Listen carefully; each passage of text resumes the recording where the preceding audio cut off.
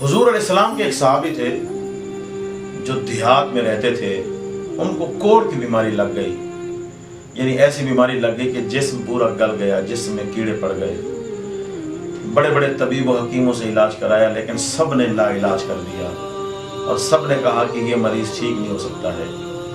तो इसके साथ साथ हकीम और तबीबों ने उनके घर वालों को ये मशवरा दिया कि इनका बिस्तर अलहदा कर दो, कमरा अलहदा कर दो, बर्तन अलहदा कर दो, कहीं इसकी ये बीमारी बाकी लोगों को न लग जाए। तो अब सब लोगों ने उनसे नाता तोड़ लिया, ताल्लुक तोड़ लिया। तो उस सहाबी ने सोचा कि यार मैं मरने वाला तो वैसे ही हूँ और सब प्यारों ने मुंह मोड़ लिया है, तो क्यों ना अपने आका की बारगाह में जाऊँ, क्यों ना हुजूर की बारगाह में जाऊँ, क्यों ना हुजूर के शहर में जाके मरूँ। ये सोचकर वो जो है मदीना पाक से चले, अपने गांव से चले। चलते चलते वो मदीने पाक पहुँचे, मस्जिद नबवी में हाजिर होते हैं। आगे हज़रत सैयदना उमर फारूक जलवागर थे, उनको सलाम करते हैं और अर्ज़ करते हैं कि मैंने आका अलैहिस्सलाम की बारगाह में हाज़िरी देनी है। तो हज़रत उमर ने कहा कि हुजूर इस वक्त हज़रत अब्बास के घर है, आप यहीं इंतज़ार कर लें। उन्होंने कहा नहीं, मैं बड़ी दूर से आया हूँ, मैं बीमार हूँ, मैंने हुजूर की बारगाह में हाजिर होना है। तो हज़रत उमर उनको लेकर आका अलैहिस्सलाम की बारगाह में हाजिर हुए। हुजूर को इन्होंने सलाम किया और हुजूर ने सलाम का जवाब दिया। जैसे ही हुजूर को देखा तो आंखों से आंसू आ गए, जैसे बेसहारे को सहारा मिल जाता है, जैसे एक बहुत ज़्यादा मुश्किल में फंसे हुए शख्स को उम्मीद का चिराग बल्कि उम्मीद का पहाड़ नज़र आ जाता है, इस तरह उनकी हालत थी। हुजूर को देखा और आंखों से आंसू आए, दिल में इत्मीनान हुआ कि अब मुझे सहारा मिल गया है। आका अलैहिस्सलाम ने यकीनन सलाम का जवाब दिया होगा, पूछा होगा मेरे गुलाम बड़ी दूर से बड़ी मुशक्कत से आए हो, बताओ मेरे लिए क्या हुक्म है, क्या काम है। तो गुलाम ने अर्ज़ की होगी या रसूल अल्लाह मिस्कीना दा तेरे बाज ठिकाना नहीं, तेरा बुआ छड़ के मंगते हैं जाना नहीं। बहरहाल हुजूर की खिदमत में खाना पेश किया गया। आका अलैहिस्सलाम ने फरमाया आओ खाना खाओ।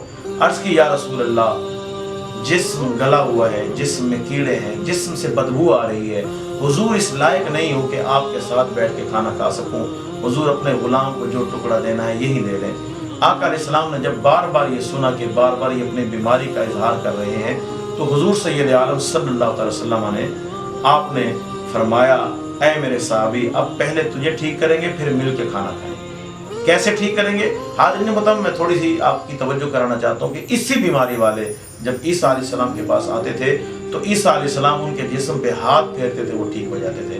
लेकिन अब इसी बीमारी वाले हुजूर की खिदमत में आए हैं तो हुजूर क्या फरमा रहे हैं? हुजूर ने इरशाद फरमाया ऐ मेरे साहबी अपना कुर्ता उतार के मदीने की मट्टी पे लेट के मदीने की मट्टी अपने जिस्म पे मारो, अल्लाह तुम्हें शिफा अता फरमा देगा। यानी अल्लाह पाक ने उस मट्टी में शिफा रखी है जिस मट्टी ने हुजूर के कदमों को चूमा है।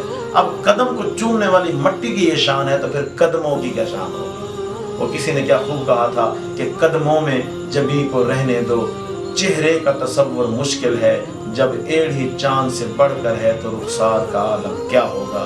तो हाज़रीन मोहतरम, आका अलैहिस्सलाम आपने फरमाया कि मदीने की मट्टी अपने जिस्म में मारो, अल्लाह पाक शिफा अता फरमाएगा। वही हुआ, उन्होंने मदीने की मट्टी जिस्म पे मारी, अल्लाह पाक ने शिफा अता फरमाई। ये उस मदीने की शान है कि जब हुजूर नहीं आए थे तो उसको यसरब कहा जाता था, बीमारियों का गढ़ कहा जाता था। और हुजूर तशरीफ़ लाए, मदीने की फ़िज़ाओं ने हुजूर के जिस्म को चूमा, मदीने की मट्टी ने हुजूर के कदमों को चूमा। अल्लाह पाक ने फिर मदीने की फ़िज़ाओं को भी शिफा वाला बना दिया, मदीने की हवाओं को भी शिफा वाला बना दिया, मदीने की मट्टी को भी शिफा वाला बना दिया। या रसूल अल्लाह तेरे दर की फ़िज़ाओं को सलाम, गुंबद खिज़रा की ठंडी ठंडी छाँव को सलाम। अल्लाह पाक हम सबको मदीने पाक की बार बार हाज़िरी नसीब फरमाए।